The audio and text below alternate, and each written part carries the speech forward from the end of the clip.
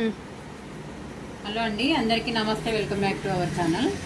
మనం పైపింగ్ వేసేటప్పుడు ఇట్లా చిన్న చిన్న పీసులు, అంటే నేను నెక్ పీస్కి వేసినాక 2-3 బ్లౌజులు స్టిచ్చింగ్ చేయంగా ఒక బ్లౌజ్కి ఇది మిగిలింది, ఒక బ్లౌజ్కి ఇది మిగిలింది. ఇది వేస్ట్ చేయకుండా పక్కకు పెట్టకుండా దీన్ని జాయింట్ చేసుకోవడం ఎట్లా అనేది చూపిస్తా చూడండి. ఇటు సైడ్ ఓపెన్ చేసిన కొంచెము, ఇది కొంచెం వరకు ఇలా కొంచెం తీసేయండి. తీసేసిన తర్వాత ఇప్పుడు ఇది ఉంది కదా, కొంచెం ఇది థ్రెడ్ అనేది కట్ చేయాలి.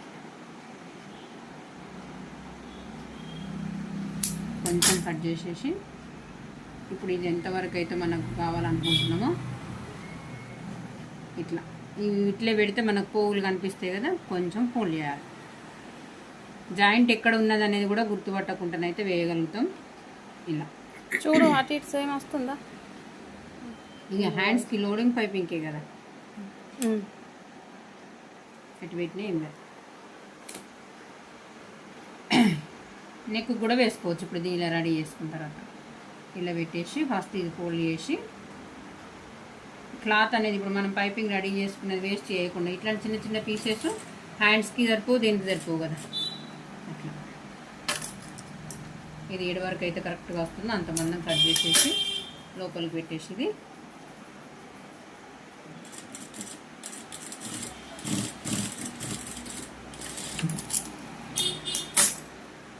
చూడండి. ఎక్కడ కూడా జాయింట్ చేసినాము అన్న ఫీలింగ్ లేకుండా మనం బ్లౌజ్కి అయితే స్టిచ్ చేసుకోవచ్చు.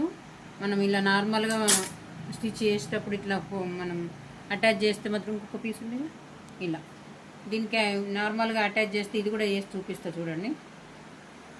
ఇలా జాయింట్ చేసినాం అనుకో కొంచెం ఖచ్చితంగా తేడా వస్తుంది.